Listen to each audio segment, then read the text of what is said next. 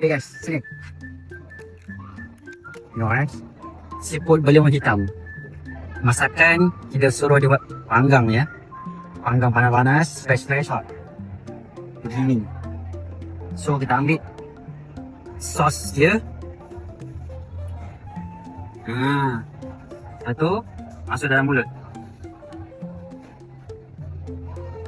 Kau cakap sama lu, oyster dengan beliung ni sedap dia kan?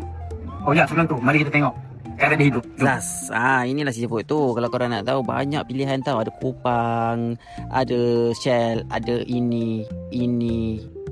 Kedai dia macam ni, kat kawasan Pantai Siring. Boleh pergi ajak keluarga, family dan kawan-kawan. Ini ikan sembilang pun ada, ketam pun ada. Ni berlangkas hidup. Dan ini Nemo pun ada. Tapi tak boleh makan bersama teriptip. Tamat.